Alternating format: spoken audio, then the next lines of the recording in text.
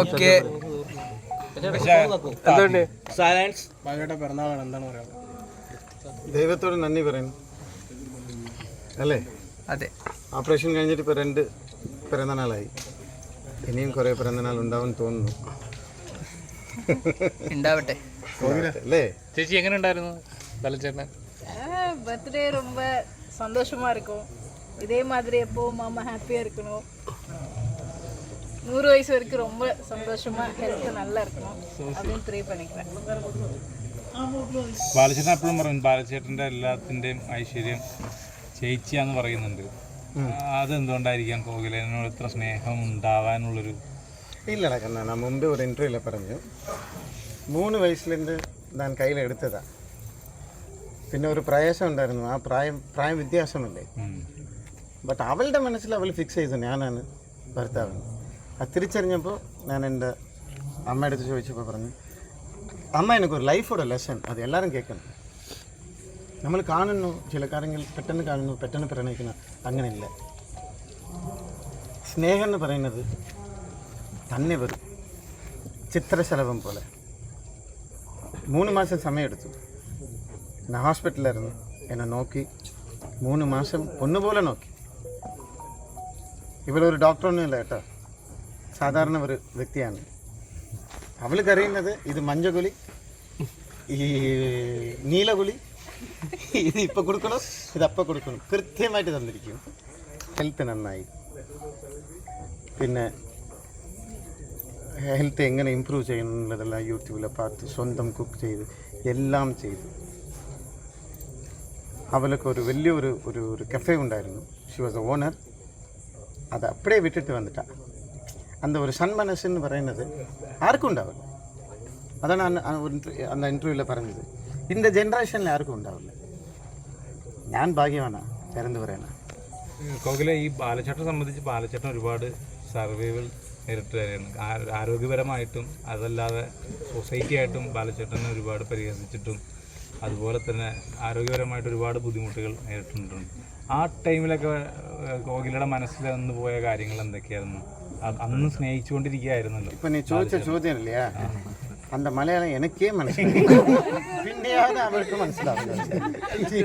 കാര്യം പറ. അല്ല, ബാലചേട്ടൻ്റെ ആരോഗ്യപരമായി ബാലചേട്ടൻ വയ്യാത്ത സമയത്ത് കോകില അപ്പോഴും സ്നേഹിച്ചിരുന്നല്ലോ. ആ സമയത്തൊക്കെ അന്നത്തെ ഇപ്പം ഞാൻ ഒരു കാര്യം പറയട്ടെ. ഇന്ന് ഇൻ്റർവ്യൂ എടുത്തിട്ടിരിക്കീங்க, ആർക്കെങ്കിലും അറിയാമോ എൻ്റെ റിബിലെ ഫ്രാക്ചർ ആയിട്ടുണ്ട്? ഞാൻ ഇപ്പോൾ പറഞ്ഞത് ഓക്കെ. കാരണം സൈന പ്രദക്ഷിണം വന്ന് ഉദയനാനപുരം മുരുക ടെമ്പിളിൽ കുടുംബത്തിന് വേണ്ടി ഒരു കാലഘട്ടത്തിൽ അമ്പലത്തേക്ക് ഇപ്പോൾ വേണ്ടാന്ന് വെച്ചിട്ട് ഞാൻ നിന്നതാണ്. അങ്ങനെ ദൈവം പ്രാർത്ഥിക്കുന്ന ആളാണ് ഡെയിലി. പക്ഷെ ഒരു കുടുംബം എന്ന് വന്നപ്പോൾ 16 വർഷം കഴിഞ്ഞ് വന്നപ്പോൾ ഞാനത് ചെയ്തു. அந்த ഉദയനാനപുരം മുരുക ടെമ്പിളിൽ റെക്കോർഡാ. എല്ലാവരും 1 മണിക്കൂർ എടുക്കുമാ ഈ സൈന പ്രദക്ഷിണം ചെയ്യുമ്പോൾ. ഞങ്ങൾ നടന്നു പോയി കേട്ടോ. ഭയങ്കര നടന്നു പോകുമ്പോൾ ഒരാൾ താഴെ കിടക്കുക. അത് சொல்லு, என்னாச்சு? கோயில் போகும்போது ஒருத்தர் ஆல்ரெடி அந்த இது பண்ணிட்டு இருக்கும்போது பார்க்கும்போது அவர் அதுதான் பண்ணாருன்னு தெரியாது நமக்கு. மயங்கி ஒரு மாதிரி வாமிட். மாமா கிட்ட ஹாஸ்பிட்டலில் போகணுமா எனக்கு? நான் கூட்டு போட்டுமா ஹாஸ்பிட்டலுக்கு? அப்புறம் மாமா ஸ்டார்ட் பண்ணி என்ன ஆச்சு அப்படின்னு கேட்டேன். சைன பிரதர்ஷனம் அதுதான் நான் பண்ண போகிறேன். എന്നിട്ട് പോയിട്ട് 20 മിനിറ്റ്സിൽ முடித்தேன். ബട്ട് സം വേ എന്താണെന്ന് അറിയില്ല, റിബ് ബോൺ ക്രാക്കായി. ബട്ട് എന്തായാലും ദൈവം നമുക്ക് കൂടെ ഉണ്ടടാ. ദൈവം നമുക്ക് കൂടെ ഉണ്ട്.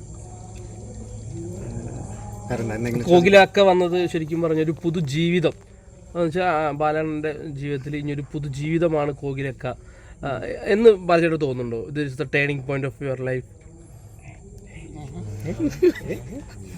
എക്സ്ട്രാ ഇംഗ്ലീഷ്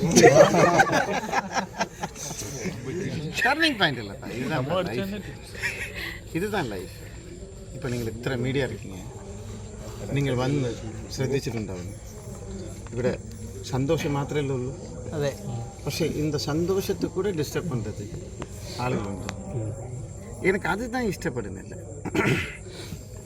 ഞാൻ എൻ്റെ റൂട്ടിൽ ഞാൻ പോയിക്കോട്ടെ, ഞാൻ ആരെയും ഡിസ്റ്റർബ് ചെയ്യാനില്ല, പോട്ടെ. அந்த ஃபோன் ஒன்று சைலண்டில் போட்டா தம்பி. இப்போது 2 ദിവസം മുമ്പ് അംഗനവാടി സ്കൂൾ ഇത് ഗവൺമെൻറ് ചെയ്യേണ്ടതാണ് അല്ലേ? ഗവൺമെൻറ് കുറ്റം പറഞ്ഞില്ല, സന്തോഷമായിട്ട് ഞങ്ങൾ ചെയ്തു കൊടുത്തു അല്ലേ? അടുത്ത് കോക്കിലാൻ്റെ അടുത്ത് ഒരു കാര്യം പറഞ്ഞിട്ടുണ്ട്. എന്താ ചെയ്യണം? ஒரு கிளினிக். உறக்க போற நல்ல காரியம் உறக்க போற இல்லை ஹாஸ்பிட்டல் வந்து இந்த ஊரில் ஹாஸ்பிட்டல் இது பண்ணலாம் அப்படின்னு சொல்லிட்டு பிளான் பண்ணிட்டு இருக்கோம். ബാലചേട്ടാ അത് ഐഡിയ കൊടുത്തത് ഇതാ. അംഗനവാടി ബാലചേട്ടൻ്റെ പേരിലാണെങ്കിൽ ഇത്തവണ കോകിലൊക്കെയാണ് ഹോസ്പിറ്റൽ പണിയുന്നതെന്ന് നമ്മളിങ്ങനെ കേട്ടു. അതുള്ളതാണോ? ആമാണ്ട പണ്ടാണ്. ഇപ്പം ഞാനും അവളും വേറല്ലല്ലോ, എല്ലാവരും ഒന്നല്ലോ. ഇതേപോലെ മീഡിയാവും നടനും വേറല്ലല്ലോ, നമ്മളെല്ലാം ഒന്നല്ലേ. നല്ലത് ചെയ്യാം. അതേപോലെ ഇപ്പോൾ ഈ അംഗൻവാടി പണിഞ്ഞതിൻ്റെ അന്ന് ഒരുപാട് ആളുകളാണ് ബാലചേട്ടനെ സപ്പോർട്ട് ചെയ്തിട്ട് നമ്മുടെ വീഡിയോയ്ക്കകത്താണെങ്കിലും കമൻറ്റിലൊക്കെ വന്ന് പറഞ്ഞത്. പക്ഷെ അന്ന് വൈകിട്ട് തന്നെ ഇത്ര ആളുകൾ നല്ലത് പറഞ്ഞുകൊണ്ടിരിക്കുന്ന ഒരു സമയത്ത് തന്നെ ഒരു കോൺട്രവേഴ്സി വന്നിരുന്നു. അപ്പോൾ ബാലചേട്ടനെ അത് ഒരുപാട് വിഷമത്തിലാക്കി എന്ന് അറിഞ്ഞു. അപ്പം അതിനെപ്പറ്റി ഒന്ന് പറയുമ്പോൾ എങ്ങനെയുണ്ടായിരുന്നു? ചോദ്യം ഉനക്ക് கான்ட்ரவர்சி பண்ணாங்க இல்லையா? உனக்கு என்ன மனசு தோணுது? அதுதான் நாங்கள் வந்து சந்தோஷமாக இருக்கோம். இந்த மீடியாவில் இருக்கவங்க வந்து எப்படி சொல்கிறது, நெகட்டிவும் இருக்குது, இது நல்ல காரியமும் இருக்குது. அதே மாதிரி இவ்வளோ நாள் இது பண்ணாதவங்க இப்போ சடனாக வந்து ஒரு லேடி, உங்களுக்கே அது தெரியும், நான் யாருன்னு சொல்லணும், உங்களுக்கே தெரியும். அவங்க சடனாக வந்து ஏதோ தப்பாக ஏதோ சொல்கிறாங்க. பட் நாங்கள் எங்கள் சைட்லேருந்து நாங்கள் எதுவுமே எங்கள் தப்பு எதுவுமே கிடையாது. எப்படி சொல்கிறது, சொல்லு, தைரியமாக சொல்லு. நாங்கள் കോകിലൊക്കെ ഇപ്പം ഇതിനോടൊന്നും പ്രതികരിക്കാതിരിക്കുകയാണ്. ഇത് ബാലചേട്ടൻ പറഞ്ഞതുകൊണ്ടാണോ പ്രതികരിക്കാത്തത്, അതോ അല്ലെങ്കിൽ സ്വയം ഇങ്ങനെ പ്രതികരിക്കാതിരിക്കുക? இல்லைப்பா, இப்பவும் சொல்கிறேன். Action is different, reaction is different. நான் எல்லா காரியங்களும் ரியாக்ட் தான் பண்ணியிருக்கேன். முன்கை நான் செய்ததல்ல. நீங்கள் எடுத்து பாருங்கள், ஹிஸ்ட்ரி எடுத்து பாருங்கள். என்னை வேதனைப்பிச்சு வரும்போது ஒரு கட்டத்தில் நான் ரியாக்ட் பண்ணேன். அந்த ரியாக்ஷன் ചിലപ്പോൾ അതോட ഡിഗ്രി എപ്പിന്ന് എനിക്കറിയില്ല. അംഗനവാടി സ്കൂൾ ഓപ്പൺ ചെയ്തു, നാട്ടുകാരെല്ലാവർക്കും സന്തോഷം. அந்த ஸ்கூல் மூடி எத்தனை நாள் அடைச்சிருந்தோம். എന്തിനാണ് நான் ചെയ്തത്? ஃபிஷ் மார்க்கெட் அங்கே இருக்குது. அந்த ஃபிஷ் மார்க்கெட்டில் இருந்த குச்சிகள் வேண்டாம், ஐயோ குட்டிகள் படிக்கணும். வேறு 2 குட்டிகளை பார்த்தேன், ஒன்று 96 மார்க்கு, ஒன்று 99 மார்க்கு. இங்கே இருக்குடா டேலண்ட்டுன்னு, இங்கே இருக்குது டேலண்ட்டு. நான் பண்ணேன், ஆத்மார்த்தமாயிட்டு பண்ணேன். நான் என்ன பாவம் உங்களுக்கு பண்ணுறேன்? நல்லது தானே பண்ணுறோம். இப்போ கோகிலா ஒரு கிளினிக் கட்டி கொடுக்க போகிறேன். இப்போ கோகிலா கிளினிக் கட்டி கொடுக்கும்போது அன்றைக்கி கான்ட்ரவர்சி வருமா? இதுதான் நியாயமா இந்த பூமியில்? என்ன கமெண்ட்ஸில் யார் கமெண்ட்ஸ் போட்டாங்க, யாரை பற்றி அவர் சொன்னால் ஒரு லேடின்னு, நான் பேர் கூட எடுத்து வரேன். இல்லை, நிற்கேன்ற ஸ்தலத்து நிற்கணும். நிற்கேண்டவர் நாங்கள் அமைதியாக நாங்கள் எங்களுடைய நல்ல காரியங்கள் பார்த்துட்டு நாங்கள் சந்தோஷமாக போயிட்டுருக்கோம். எங்கள் இதில் வந்து டிஸ்டர்ப் பண்ணாமல் அவங்க வழி பார்த்துட்டு போனால் நல்லாயிருக்கும். அவ்வளோதான் நான் சொல்கிறேன். அது தேவையில்லாமல் தப்பாக மாமா பற்றி சொன்னால் அது எனக்கு அது பார்க்க முடியாது. எனக்கு அது சொல்கிறேன். நான் இப்போவும் சில உண்மைகளை சொல்லலை, அதுதான் நான் இப்போவும் சொல்கிறேன். அந்த ஒரு விஷயம் இருக்குது, அது நான் உங்ககிட்ட சொல்லணும்னு இருக்கேன். ஆனால் மாமாக்காக தான் நான் அதை சொல்லாமல் இருக்கேன். அது சொன்னால் அது நல்லா இருக்காது, ஒருத்தவங்களோட லைஃப் வந்து இது பண்ண வேணாம்னு நினைக்கிறேன். அவ்வளோதான். அந்த லேடிக்கு இருக்கணுமோ அப்படி இருந்தால் கரெக்டாக அவங்க வழியில் இருந்தாங்கன்னா அது போதும். எங்களை டிஸ்டர்ப் பண்ணாமல் இருந்தால் சரி.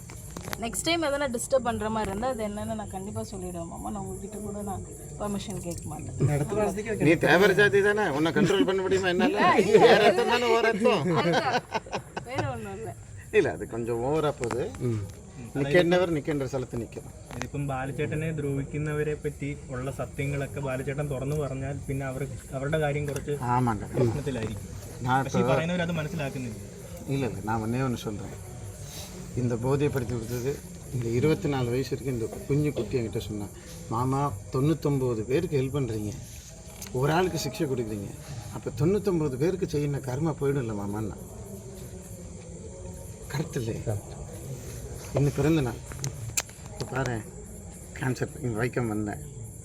கிட்டத்தட்ட எவ்வளோ டே செலவு பண்ணியிருப்பேன் மக்களுக்காக இந்த மாதத்துலேயே 6 அவ்வளோ ஆமாம் 6 லட்சம் ரூபா கொடுத்துருக்கேன் மக்களுக்கு. நான் அவன் கேட்குறேன், கொடுக்கறதுல என்ன கணக்கு இருக்குது? ஏன் நீங்களாம் கணக்கு வைக்கிறீங்க? ஏன் அபிப்பிராயம் சொல்கிறீங்க? அபிப்பிராயம் சொல்கிற எல்லாரும் கணக்கு வச்சுட்டு செய்ய. நீங்கள் எல்லாரும் நல்லவரானீங்கள், நீங்கள் எல்லாம் நல்லவனாக இருக்கு. நான் சீத்தவன், நான் கெட்டவனா? சரி, நான் கெட்டவனா இருந்துட்டு போகிறேன். நான் ராவணன். അങ്ങനെ വെച്ചോ, അങ്ങനെ വെച്ചോ, കുഴപ്പമില്ല, അങ്ങനെ വെച്ചോ. എന്നെ രാവണൻ, അങ്ങനെ രാവണനെ വെച്ചോ. പക്ഷെ എന്നാലും എന്നെ കൊണ്ട് இந்த ഭൂമിക്ക് നന്മയല്ലേ ഉണ്ടാവുന്നത്? എന്നെ കൊണ്ട് இந்த ഭൂമിക്ക് നന്മയല്ലേ ഞാൻ ചെയ്യുന്നത്? ഇതിൽ എന്ത് കണക്ക് എനിക്ക് മനസ്സിലാവുന്നില്ല. நீங்க ஏதாவது மிஸ்டேக் பண்ணா மட்டும்தான் அது மாமா ரியாக்ட் பண்ணும்போது உங்களுக்கு அது தப்பா தெரியுது. மற்றபடி மாமா ஒரு ஸ்கூல் ஸ்டார்ட் பண்ணுறோம், ஒரு ஸ்கூல் தொடங்குறோம் குഞ്ഞு குட்டிகளுக்கு. அன்னைக்கு ஈவினிங்கே கான்ட்ரவர்சியா? அப்போ நான் சொல்லட்டுமா? ஃபோட்டோ எடுக்கட்டுமா? ஜீவிதம் நஷ்டப்பட்டு போகும்.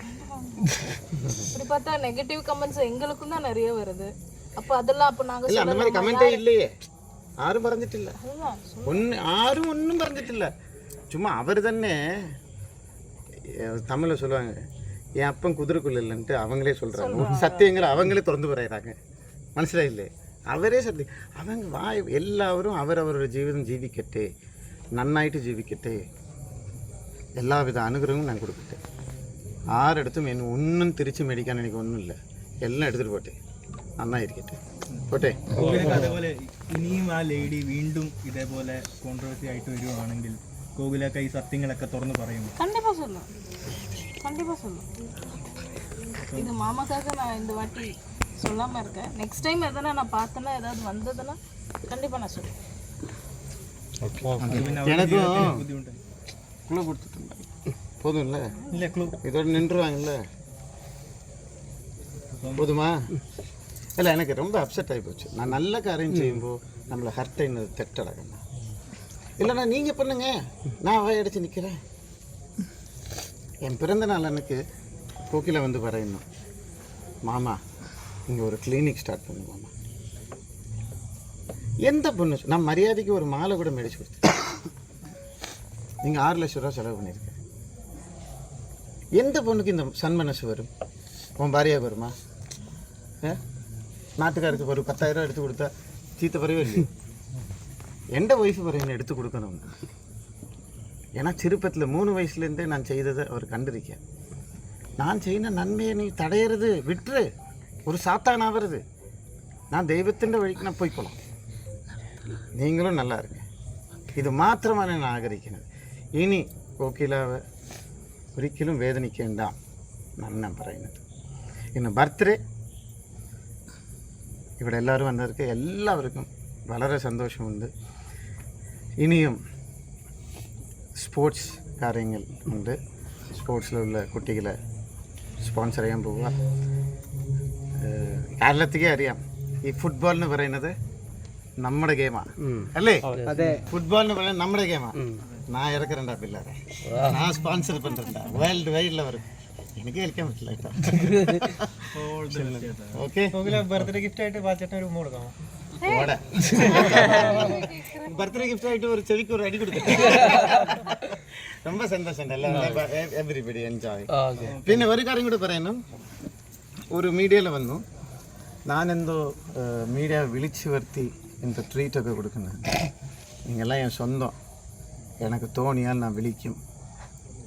ഞാൻ രാജാന്ന ഇവ റാണി. നിങ്ങളെല്ലാവരെയും മനുഷ്യനെ കാണുന്നത് എങ്ങനെയെന്നറിയാം. നീ എനിക്ക് ദൈവം, ഓരോരുത്തരും എനിക്ക് ദൈവം. മനുഷ്യനെ ദൈവമായി பார்க்கணும். எனக்கு തോന്നിയാൽ വിളിക്കും, നിങ്ങൾക്ക് ഭക്ഷണം കൊടുക്കും, നിങ്ങളെ സ്നേഹിക്കും, കട്ടിപ്പിടിക്കും, ഉമ്മ കൊടുക്കും. ആര് വേണമെങ്കിലും എന്തെങ്കിലും പറയട്ടെ. ഓക്കെ. അതുമല്ല ഒരു ഫോട്ടോഷൂട്ട്